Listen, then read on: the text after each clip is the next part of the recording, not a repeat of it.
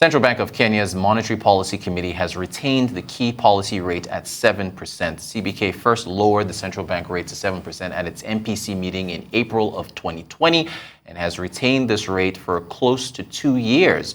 The Monetary Policy Committee met against the backdrop of a changed global outlook with heightened geopolitical tensions, volatile commodity prices, coronavirus pandemic, and measures taken by the authorities around the world in response to these developments. Joining us to discuss further is Kalya Kiptiony, who is an investment analyst. Good afternoon to you, Kalya. Thank you so much for joining us. Wanted to get first your take on the MPC decision, Central Bank of Kenya, to maintain their benchmark rate at 7%.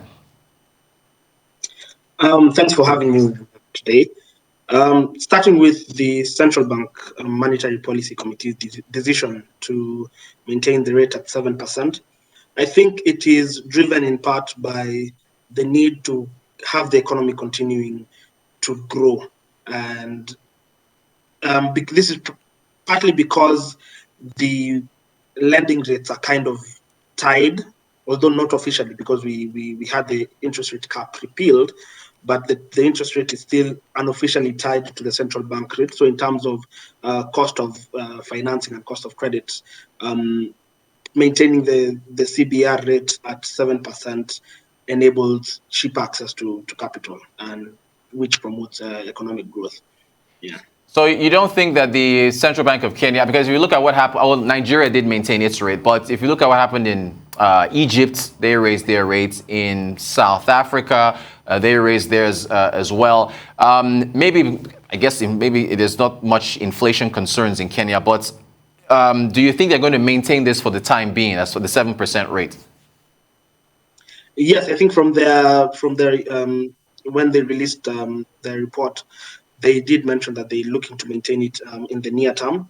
So I think that is going to happen, and also coupled by the fact that it is also an election year. You don't want to kind of raise interest rates higher at this point. Again, I think the difference between Kenya and the other countries is that we are still very much pegged to the central bank rate.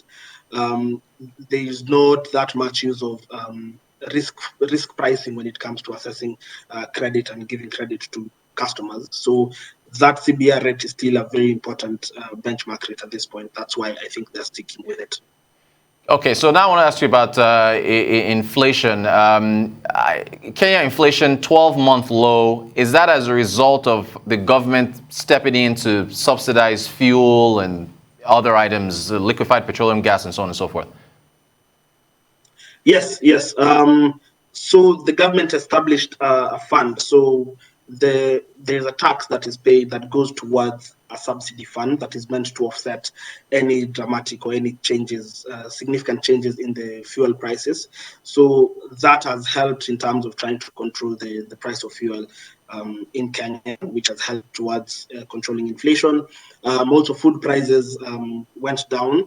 The rainy season were good towards the end of the last year, and also we are starting to see the short rates coming on right now. So in terms of food and fuel, that's the reason. But going forward, I think we are seeing sharp increases in the price of fuel going forward. So I think the inflation is going to go higher in the next couple of months. Aha. So you said, thank you. That was you preempted my next question, because I understand the Kenyan Treasury is facing heightened increases with the subsidies as a result of fuel prices rising. Do you think you're going to be able to maintain the subsidies? We're not going to maintain the subsidies as much as we would hope. Because also in the past there have been times where the funds that were meant to be allocated towards the fuel subsidy have been reallocated to other places. But with the rise that we are seeing in fuel prices right now, I do not think that it will really help cushion Kenyans. Kenyans are going to face considerable price increases in fuel. All right, so that's fuel. Speaking of subsidies, Kenya Power is beginning talks with the independent power providers to cut electricity bills by 15%. How are players in the power value chain, I guess, reacting to this? Of course, people are not happy. The existing independent power producers are not happy with that. So there are two things that have happened. One, it has made potential investors in the power space and the energy space in Kenya to shy away from, considering putting more projects in Kenya. So that is one impact. On the other hand, the existing power producers have tried to come together and lobby and have discussions with the government on the best way to do that. So there will be discussions on, if you're going to lower the tariff, then does that mean an increase in the concession agreements that we have? If the power purchase agreement was meant to run for, let's say, 20 years, are you going to extend the period so as to cover or to cater for the lost revenue because of that reduction? So they're not really happy, but discussions are ongoing and different solutions are being looked at. All right, and while still on the subject of power, because there's other subsidies that they've talked about recently about intervening in the LPG market because prices are rising. Are the upcoming elections the reason why the government is taking these actions to subsidize fuel, subsidize LPG, power, and so on and so forth? Yes, of course, this being an election year, trying to please the citizens as much as possible is the agenda. And I think for the president, one would think that since he's outgoing, he shouldn't be that interested. But I think for him also trying to help ease the path for his preferred candidate in the run-up to the election. So definitely that is part of the reasons why this is happening, because there has been, but also it is in response to the outcry that Kenyans have had with regards to fuel increases, which led now to the development of the subsidy fund, and now also the price of electricity with the Kenya Power prices being really high towards the end of last year. So it is in response to that, but also catalyzed by it being an election year. All right, great stuff. Now, the inflation may be low, but the shilling, it looks like it continues to weaken against the dollar at 115 now. Is that import pressure? What are you seeing as the headwinds that the Kenyan shilling is facing? Yes, it's import pressure. So Kenya is a net importer. And I think earlier you alluded to it, that the remittances and receipts from our exports are not enough to cover the imports. So us being a net importer puts a lot of pressure on the shilling, because for most of the imports we tend to buy in dollars, and that continues to put pressure on the shilling. And also, I think the past couple of weeks, with the uncertainties regarding Ukraine and Russia, there has been a number of people and institutions who've shifted to the dollar as a reserve currency, or just as protection, and which has put further pressure on the shilling. All right, and so I guess more trade would help. What's your take on the development with the East African bloc accepting the Democratic Republic of Congo? What's the implications of that? I think it's a good thing to have Congo join the East African community. So there are a couple of implications. First, of course, travel is going to be easier. You're not going to need a visa to travel to Congo, and from Congo to other East African states. And this is going to help, especially truck drivers who've been experiencing a lot of wait time at the border, getting visa processed and all the immigration details done. So that is going to be one of the biggest impacts. And then the free movement of goods and services. It's going to be cheaper if we are importing goods from Congo.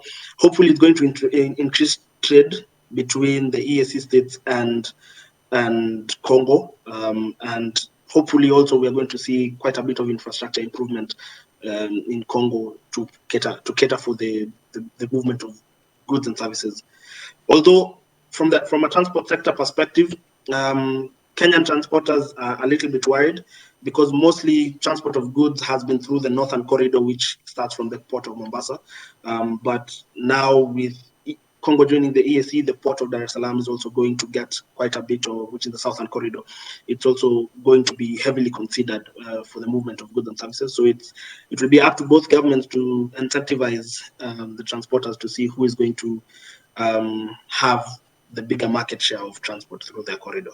Thanks, Kalya. Very in-depth there. Does this in any way impact the African continental free trade area? I guess, can these coincide? While we're still talking about the DRC, can this regional bloc with including DRC still coincide with the general AFCFTA across the continent?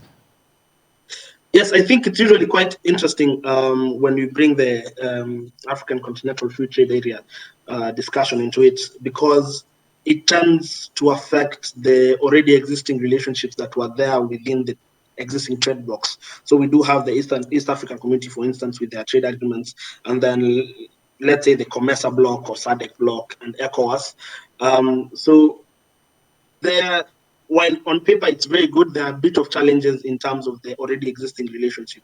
For instance, giving the example of sugarcane, Kenya has been importing quite a bit of sugarcane from Uganda. However, let's say there's a possibility of getting cheaper sugarcane from a country that is outside EAC and COMESA. Uganda is definitely going to push back on that. And so such dynamics are what makes the implementation of the African free trade, continental free trade area a little bit challenging, but on the whole, it's meant to be good in the sense that we have one trading bloc, essentially. Great stuff. Just final question on tourism. What do you make of the Marriott setting up in the Masai Mara?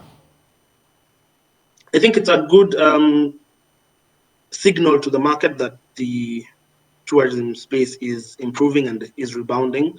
So the Central Bank of Kenya actually had a hotel survey, and most hoteliers are confident that we are going to get back to the pre-pandemic levels by the end of this year. So that is a good sign of things going back almost to normal. With travel almost not being a big issue now, and the effects of COVID, especially with the latest variant being diminishing, I could say, it's helping the tourism industry to rebound. Excellent stuff. Kalya Kiptiony, investment analyst, thank you so much for taking us through the latest developments coming out of the largest country in the East African bloc, Kenya. We appreciate your insights.